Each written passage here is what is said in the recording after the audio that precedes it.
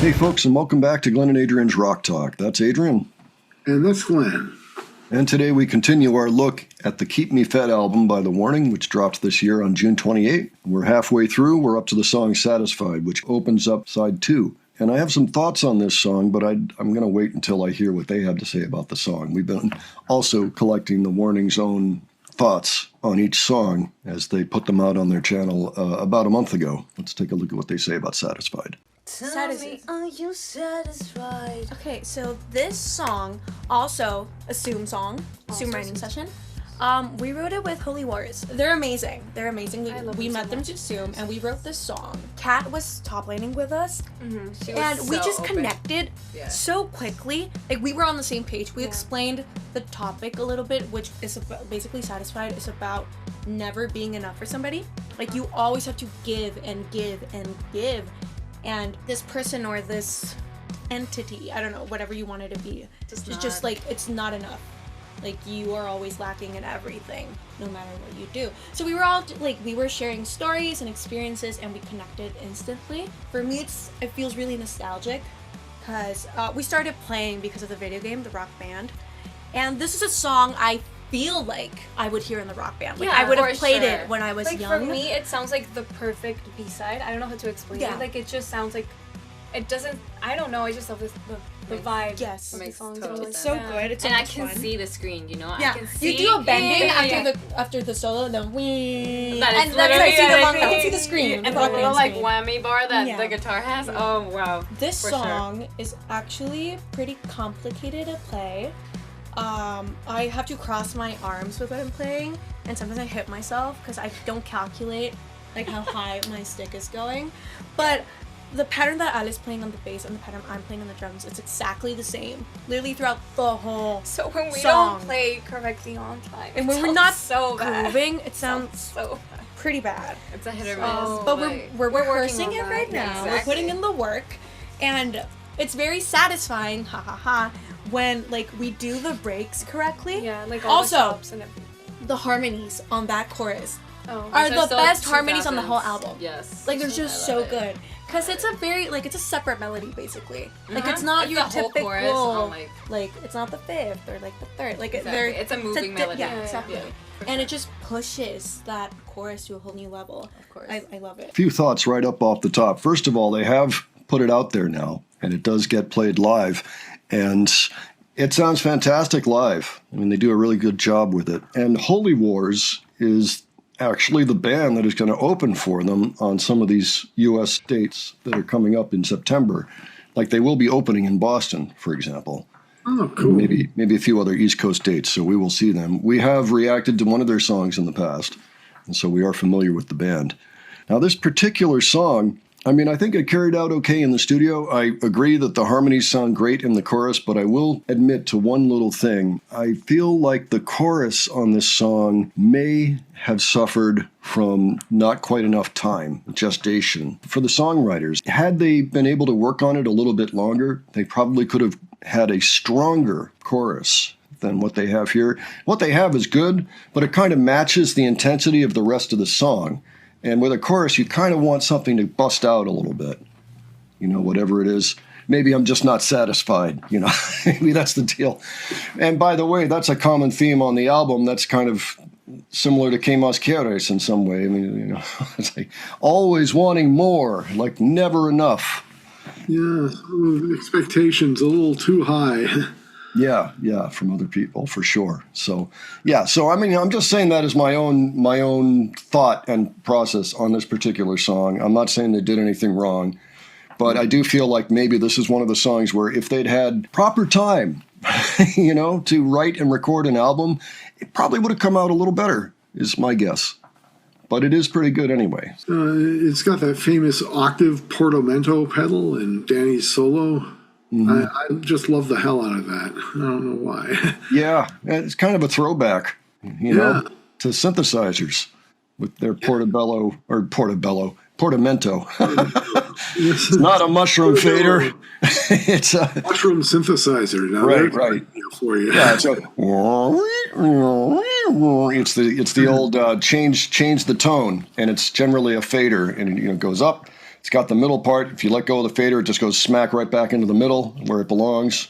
And you can generally go a half step up or a half step down, but you can adjust that to be a lot more, like a whole octave or whatever. And that's what happens in that song. So, yeah, some pretty cool effects going on in the song, in the production and the execution of it. Let's go ahead and move on to Burnout, which was an instant favorite the moment it came out. It's a fantastic bass line, really funky, Yeah.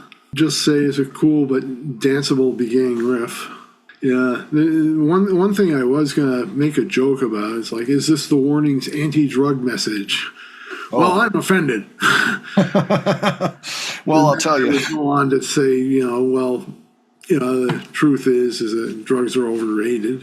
So, yeah. Well, you might think that from looking at the lyric sheet, and that was kind of my initial thought when I saw the lyric sheet for this song. Yeah. But in every subsequent interview, both them and whoever's interviewing them, it never comes up, the idea of drugs or being burned out from drugs. It's always burned out from life more than anything. Yeah, that was the other idea I had in my head. Maybe this guy's just worn out.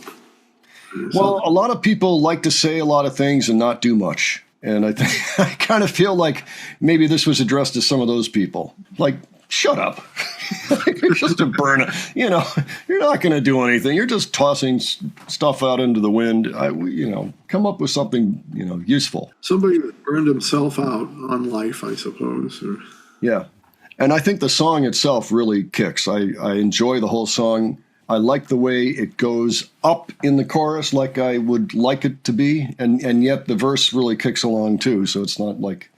Yeah, I mean, I think the music is pretty good to this song. It's not just one riff, but as usual with the Warning song, there's several different riffs, or at least a few of them.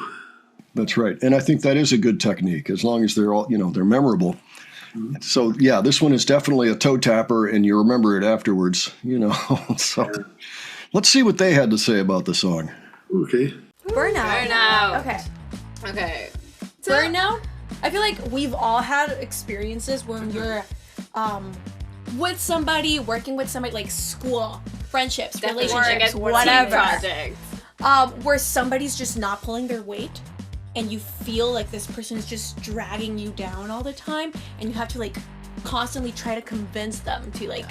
It's what you would say. Okay. This song's about what you would say to that person who just like writes their name at the end of a project and be like, and the whole thing and did like nothing. I love that we say that as if we had a lot of team projects. I know we didn't. As if we haven't been working for like the past 10 years. But it's just about venting. Like it was just such.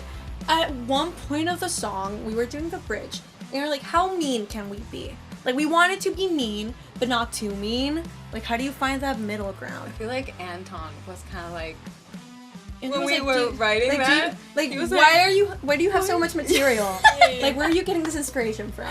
Yeah, we wrote this song with Anton the Lost and Sam Hollander, which was very different because Anton was in the room. He was in Monterrey with us in pre-pro, and Sam was on Zoom. But yeah, it was one of those songs that immediately after we wrote it, we all loved it. Like, we all loved the song. When you walk out of a room saying, like, that's a hit. That's a good song. Like sometimes you walk out of a songwriting session, you're like, it could use some work and it'll get there. But like this song, we just wrote it and we literally didn't change a loved thing. It. Like we didn't change anything from like that writing session. And we just recorded it. We all loved it. We all like were listening to it the whole day afterwards. Yeah, so I loved it so much. It's so much fun. Yeah, it's like a movie soundtrack type of thing. Yeah, like, that's how I see it. Like a teenage coming of age movie. Yeah, like the intro. Yeah. Or, somebody's burning their car. Especially with the the bridge. It's just so much fun. I love it. Interesting things in there. Yeah, it seems to be about more than somebody's burned out of life. Sounds like somebody who also kind of brings somebody down with them. It could be. I wonder, because granted, the drug references aren't really there, although there is the bit about the smoke filling the room. So you got to figure that maybe there was some aspect of that initially, and then as time has gone on, they're like, actually, we can expand this outwards. I don't know. I just wonder if there was a conversation afterwards. Like, well, how do we really want to present this record to the world? Who's to say? I could be completely off there. It could be that this is just metaphoric. It doesn't bother me one way or the other. I think it's a really kicking song. I liked it immediately as well. First time I heard it, I think it's well realized. Yeah, it's just, it's got that, especially the beginning riff, it's just very bouncy. Yeah, that's a good word. Down the street, Yeah. Yeah, so good stuff. All right, well, this takes us to the song Sharks. This is a song I've always liked. I like that they've kind of co-opted the Jaws theme a little bit, just as kind of an homage, It's in there. You hear that and you're like, oh, sharks. And not even knowing the name of the song, you might think sharks. I think this is a very well-realized song. Nothing critical to say about the track. I think that it does what it's supposed to. It changes moods in every segment. It's got the good up and down and mostly the kind of the foreboding of the riff. Righteous riff. Yeah, it is a righteous one for sure. I'm glad that they're playing this one live, and it's really killing live too. Sharks sounds like sharks. That's why it's named like that. Sharks came to be because it's also one of those songs that I started out by myself. Yeah. I was using like a little MIDI keyboard and I was doing a demo. Mm-hmm. I had a drum loop that I made. And I had a bass synth, and I was just beep boom, beep boop, beep boop, beep boom, and like for me that sounded like Sharks. Yeah. So Sharks is about being judged all the time and being damned if you do or damned if you don't. So it's like, the tagline is "Don't bleed." So basically, it's like they're telling you can't bleed, but they're biting you. They're sharks, so you are gonna bleed. But it's like you can't ask this of me if you're biting me. And if you bleed, you make mistakes, they'll find you. It's a very angry song. It is. Oh, I sing on this song. Oh my god. You do? Yes, I sing the verses on the song. Technically, I was gonna sing the whole song. And then we were touring this whole time while we were recording this. And I was feeling so tired after every show because I sing every single backing vocal. Ale sings some as well, but I sing most of them. And I was not keeping up anymore because I had to sing my lead vocal songs, then all the backing vocals, and I was like, no enough. More. On this album, I'm not gonna sing lead, but I have the verses, and rhythmically, the lead guitar and the bass are really super hard to play and sing the melody that is on there. So I was the only one who could technically sing it while playing at the same time. Good thing that we had 3 singers. Yeah, Yay for that. We could just switch around. And honestly, this song, I feel like I can speak for the both of us, or maybe even the 3 of us. Being on time. So hard. This song is so hard. It's hard. I feel like because it's musically challenging slow. for sure. Yeah, this is my most challenging song to play correctly. It's one of my favorites on the album. It's I can't wait to so play heavy. festivals, heavy rock metal festivals, and play that because they're gonna see 3 chicks go on stage and you're gonna scream, and then open the pit. Yeah, Open the Pit has become Pow's clarion call, and it's a big hit. Let me tell you, from what we can see, the footage from the shows, people have clamped right onto it and love it. So good on that. A lot of people were wondering why Pau didn't have a straight up lead vocal on this album, and I think she just explained it, and it makes a lot of sense. She does so much singing for a drummer. She's got to watch out, man. 10 years from now, she will have set all of these really high levels of professionalism and artistic marksmanship that she's going to have to continue to match as she gets older, and it gets tougher to carry out all that stuff at once. Now, I'm not saying that this is any kind of a fault of hers. It's just what happens. You've seen how many vocalists change range after about 20 years or what have you, and she's doing these incredible drum fills too. So I think she's smart to pull back a little bit on some of that. So that does make sense to me. So, and it's another song about people expecting too much and wanting too much. Just like Satisfied, just like Que Mas Quieres, so just like 6 Feet Deep, There's kind of I thought there was kind of a predatory theme or something like that in this as well. Yeah. The story of an apparent shark attack, being used as a metaphor for, people who treat you that way. Oh, I'm sure there's people always all over them trying to get favors or trying to sign them up to bad deals or, all kinds of things. I have no doubt that they are surrounded by sharks. So good on them for being fully aware, eyes wide open. Great song. Okay, so folks, as we go along, why don't you let us know what you think of each song? Just let us know your thoughts. Let us know any personal experiences you've had with the songs at shows or anything like that, or in your life where it made a difference. Be interested to find out. And keep following us as we continue the album. All right. If you enjoyed this video, please give it a like. And if you enjoyed our presentation, please subscribe. All right. Thanks so much for joining us, and we'll catch you on the next one. All right. Take care, folks. See you all later.